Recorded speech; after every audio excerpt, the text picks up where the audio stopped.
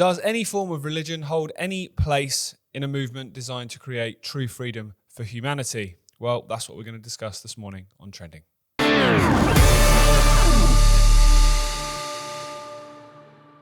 Well, good morning, everybody, wherever you are in the world and wherever you're watching us this morning, whether you're on YouTube, Facebook, Twitter, or wherever you get your podcasts from. Thank you for choosing to join us here at Iconic. If you want to see more of what we do, head over to iconic.com, where we've got our longer form films, documentaries, live events, and much more. Well, as I said there, does religion hold any weight when it comes to this truth movement? The reason I want to discuss this morning is because over the last few years, I've seen a massive shift, mainly towards Christianity, in a lot of the so-called truthers and speakers and podcasters and commentators and so on. And I really want to explore the whole concept of religion and whether that really correlates with freedom, whether that's really something that would work, or whether it's just another diversion. So we've spoken about many a time on this program, which is the reason I want to talk about this morning. We've spoken about the conflicts between India and Pakistan, the conflicts between Israel and just about anybody that surrounds them. We've spoken about conflicts in Northern Europe. And throughout history, religion has been at the epicentre of much of the division between people.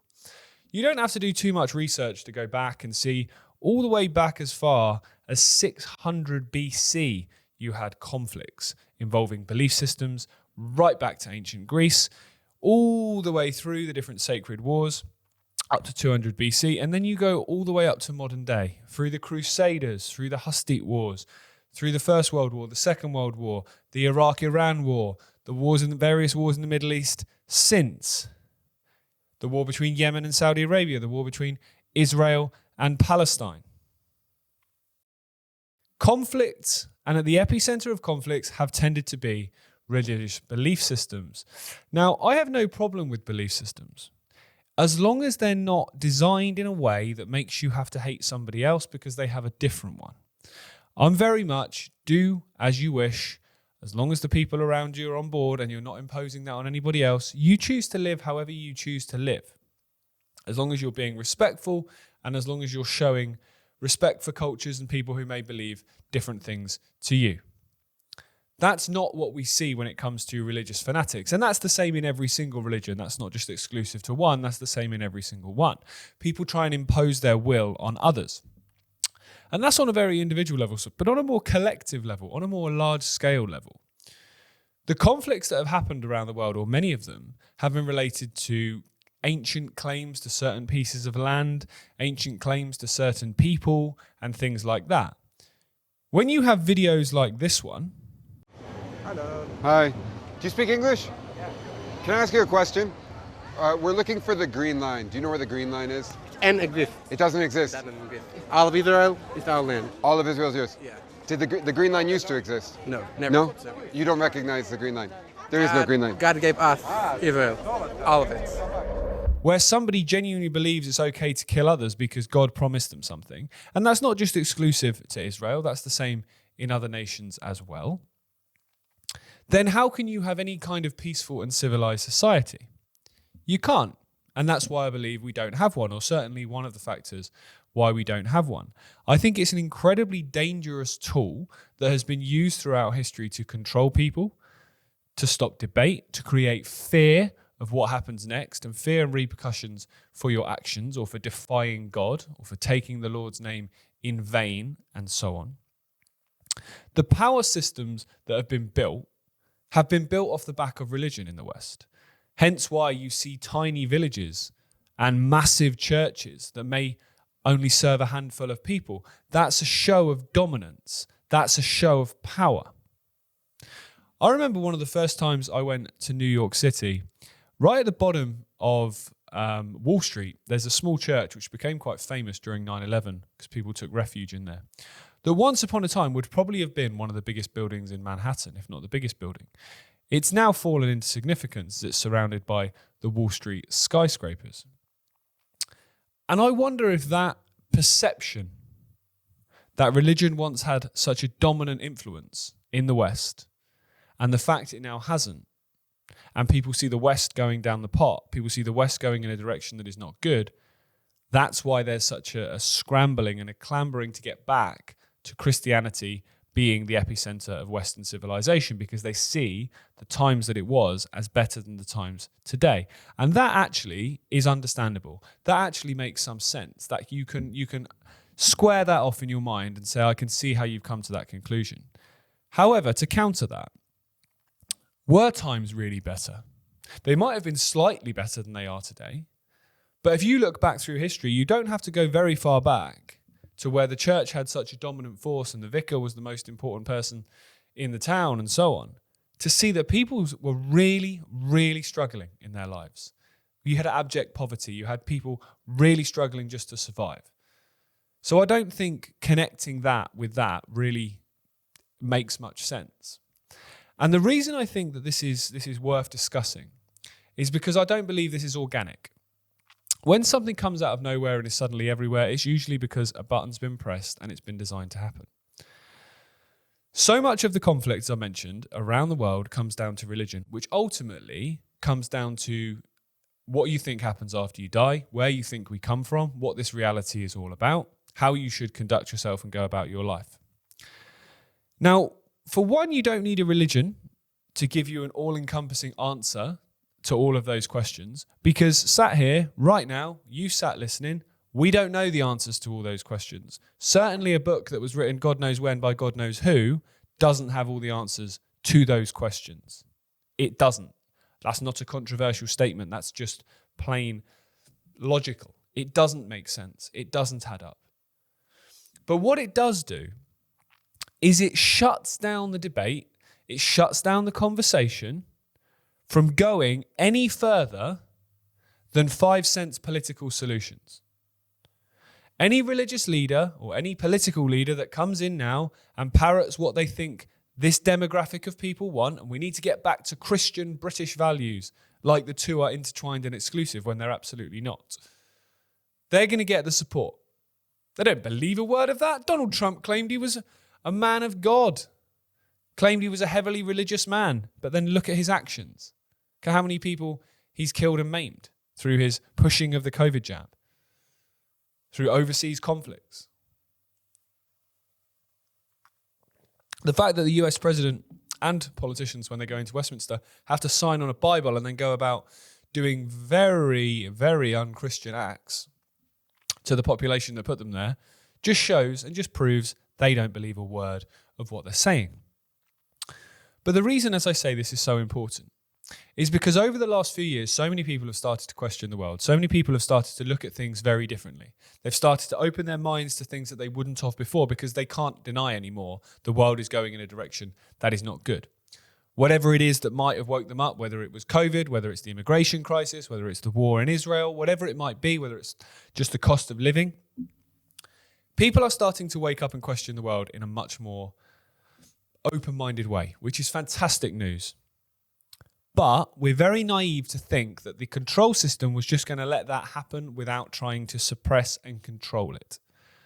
In my opinion, that's exactly what they are trying and attempting to do. And one of the ways they are trying and attempting to do that is by pushing religion back into the movement. Because what religion does, as I said, it stops the debate. It stops the conversation beyond a political solution. And do you honestly think there's a political solution? In its sole point, just political solutions are going to solve this problem. Of course they're not. We need a revolution of perception. We need a revolution of our spiritual well-being, a revolution of where we come from, who we are, what we are. We need to ask those questions and try and figure out answers to those questions. Because if we don't, we're just going to allow ourselves to continue to be controlled. And that's exactly what this is designed to do. In my opinion, the reason that they are pushing religion is because religion is just another form of control. If you've got a book, or if you've got a vicar, or if you've got an imam, or if you've got somebody telling you how to live your life, how are you free? How do you have the freedom of your own mind to look at an event, look at a person, look at a story, look at information objectively and make up your own mind based on the evidence that's put down in front of you? Based on your intuition, based on your gut, based on what feels right to you. You're not. And that's why you see some of these religious fanatics get so aggressive and so vehement in their defense of their religion because they know that once a few questions start being asked, it all falls apart. And the fact that you've got these so-called truthers, so-called freedom fighters that are pushing this onto their audiences, pushing this onto people that are listening to them, when they know, if they've done an ounce of research, the history of religion and the history of where those religions have come from, the conflicts and the division that those religions have caused, the suppression, the abuse that those religions have caused, the people that have followed them. You've only got to look at the Catholic Church for 5 minutes to be absolutely horrified by what priests and so on have got up to over the years. I'm sure there's similar stories across all those religions. Yet just in the last few years, we've seen Candace Owens, now she's a Catholic. We've seen Alex Jones talk more and more about religion. We've seen Andrew Tate convert to being a Muslim, apparently. We've seen Tristan Tate into a Christian. Eva van Dendenbroek in the Netherlands convert to Catholicism. Tommy Robinson all of a sudden is now a massive God botherer when he never was before. Ben Shapiro is obviously Jewish. Matt Welsh is pushing Christianity. Jordan Peterson's pushing Christianity when his message was never religious or political, really, to begin with. Now all of a sudden it's one of the key things that's being talked about, and he's producing lots of series and content on that. And a lot of the so-called right-wing Christian patriot journalists in America are very pro-Israel and are pushing Israel like crazy. We're seeing tweets like the ones that you're seeing on screen now that are pushing religion on so-called freedom fighters, so-called people that are pushing back against the system, whether it be this migrant crisis, whether it be the cost of living, whether it be the Labour government, whoever it might be. All of a sudden, Christian values and so on are associated with them. This is not organic. This is not an accident. There'll be some people, and probably I'd say the majority, that are just jumping on the bandwagon. But I believe there's some people at the inner core of this that know exactly what they're doing and are playing a role to suppress further conversation, further investigation, and further research and debate into what might be really going on here. They want you staying in the political sphere because that's very easy to control. They can keep giving you these fake heroes. They gave you Donald Trump. In the UK, they're giving you Nigel Farage. In France, they're giving you Marine Le Pen. They're giving you all these figures that you think are coming in to save the day. They're not. They're owned, controlled by exactly the same force that owns and controls the ones in power that you don't like. And you don't have to do much research to come to that conclusion. But let's dive into the whole point of values. Because for me, I don't believe you need to follow any form of religion to have values, to have morals. The whole values of believing in the family dynamic, for example, believing in the sanctity of a marriage, of a household, of raising children, of a couple designed to work together, to take on the world, to raise the young. I believe in that. I'm married, I've got 2 children, but I'm not religious. I believe that you should look after people that are around you. I believe that you should take care of people who are vulnerable. Don't need religion to tell me to do that. The golden rule of do unto others as you would have do unto yourself. You don't need religion to teach you things like that. That's basic morals. You can install that into the young without the need for all the mind control, for all the suppression of information that goes alongside religion. That's the difference. And this is what happens when you look at information, you look at things objectively. You can take the good, and you can leave the bad. You don't need to devote yourself, I should say, to something that doesn't actually make sense when you add it together. And for something that throughout history has shown so many times it's one of the root causes of the conflicts that we see around the world. It still is today. It's 2025. So if you believe the official stories of history, it's 2025 years since the birth of Christ. And we're still having religious conflicts today. What's that going to look like in the year 3000? Well, we live underwater, if you listen to Busted, apparently. But how long is this going to continue? How long are we going to allow religions that were written, as I said, by God knows who, God knows when, how long are we going to allow them to control the world that we live in today? How long are we going to allow them to shut down the conversation and shut down the debate about what this reality is, who we are, where we go next, where we come from? Imagine how differently people would live their lives if they knew the answers to just a couple of those questions, let alone all of them. If you sat here today and you knew that you had eternal life, would you live your life in such a state of fear? Of course you wouldn't.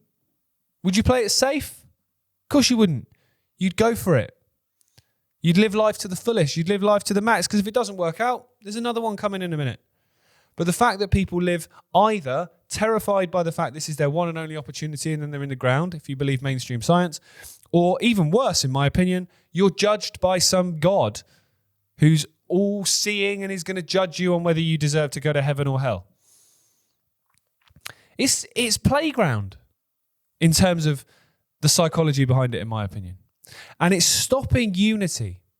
It's stopping unity. And as I said, it comes down to values. You don't need a religion to teach you basic manners, basic morals, basic values of how you should treat people and how you should behave.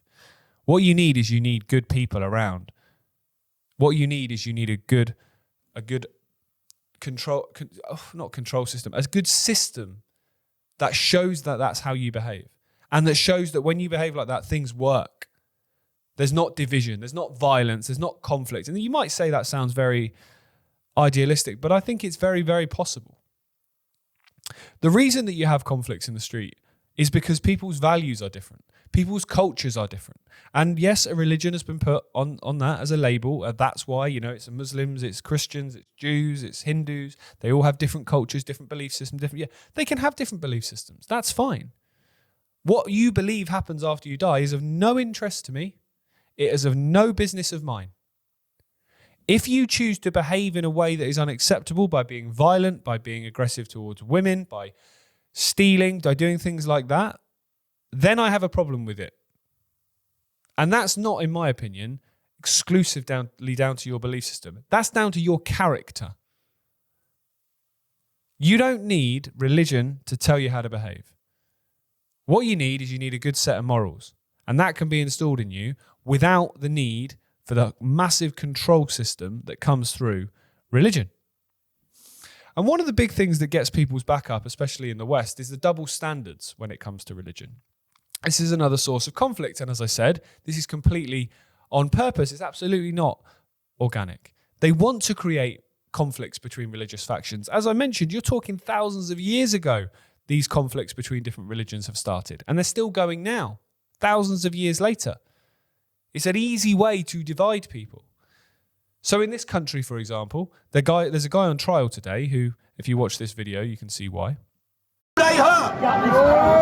We've got children and women using those trains, destroying the summer relatives. They are disgusting, nasty bastards, and we need to cut all their throats and get rid of them all. So this was a march following the Southport riots. It's kind of a far left march against the far right, if you want to call it that, march. People for calling for the government to do more against what happened in Southport in terms of immigration. So he says there that we need to slit the throats of anyone that doesn't basically agree with us. Basically, there was a lot of social media pressure to even arrest him. He's a local councillor, by the way, as well. He's not just a random guy in the street.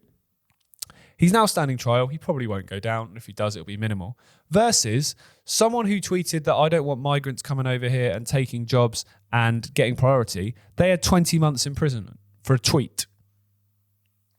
So the double standards there and the inconsistencies there and the clear two-tier system when it comes to different religions. But then on the flip side, they're arresting 530 people on Saturday in London for protesting in support of Palestinian action. And if that was a pro-Israeli march, they wouldn't have arrested anyone. So there's double standards used to wind people up, used to poke people in the chest, and used to create and sow division. It's so clear and so easy to observe when you just take a step back.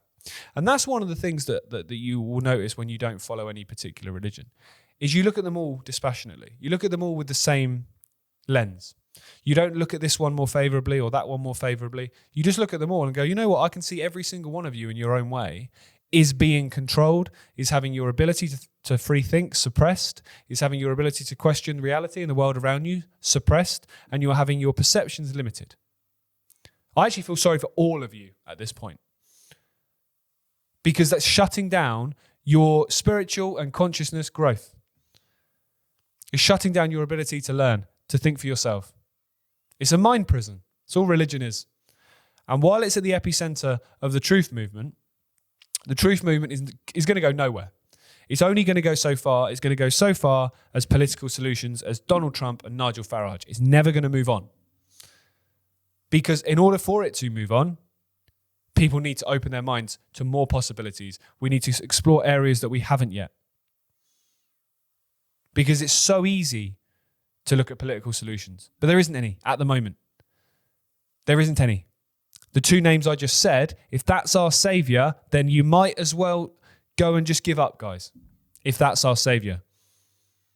Look at their actions and look where they stand on every major issue, and they're on the wrong side of humanity, the wrong side of history, and it will show that. But they're there to buy time.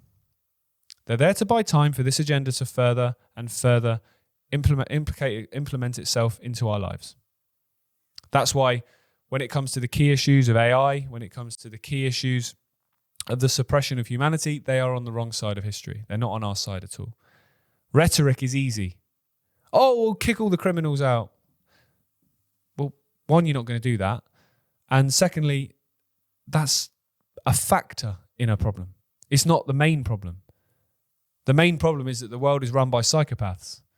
The world is run by a banking system that is designed to enslave humanity, that is designed for people to lose their houses. You've got a healthcare system that's designed for people to be ill. You've got an education system designed to indoctrinate. And you've got religions across the world that are designed to suppress freedom. That's where the problems lie. And I don't see any of these apparent saviors talking about those issues. They're not.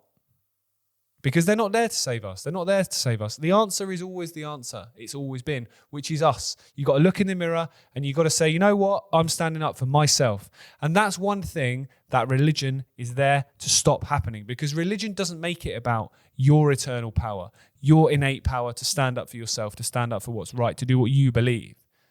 You follow the book. You follow the vicar. You follow the imam. That's what's got us into this mess, following people who don't have our interests at heart. I think this is one of the biggest issues that we need to talk about as a freedom movement. Because while religion has such an influence, we're going nowhere. And that doesn't mean you can't have a belief system.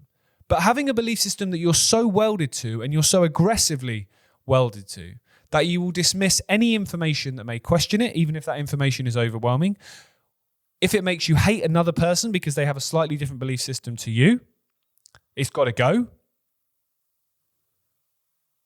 And if it's something that you will vehemently defend, even at your own detriment, then again, what's it serving? Because it's not serving you. You're serving it. I believe that we're one of infinite consciousness. We have the ability to do anything. We have the ability to explore, to learn, to understand. We have innate knowledge that we can't tap into or haven't tapped into yet, because this matrix stops that from happening. I want to spend my areas of research learning and evolving and questioning those issues, because that's incredibly exciting to think about what we could know, what we could be capable of, what we could learn, what we could manifest into reality. And that's why they don't want you talking about those topics, because that's where the solutions lie.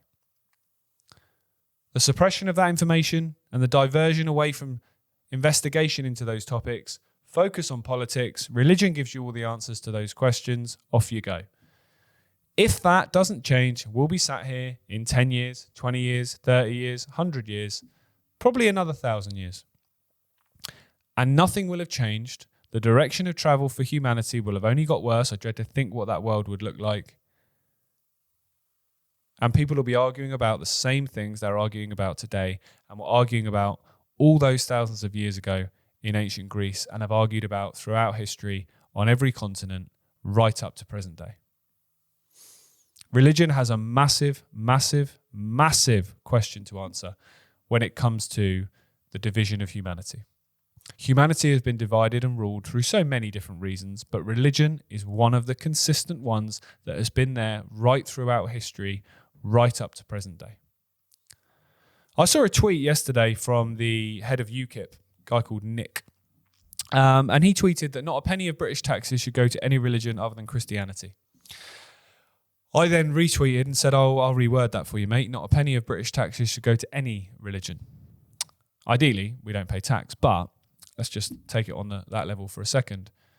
No religion, no society should have a religion ingrained into it, in my opinion. What it should have into it is values, is principles.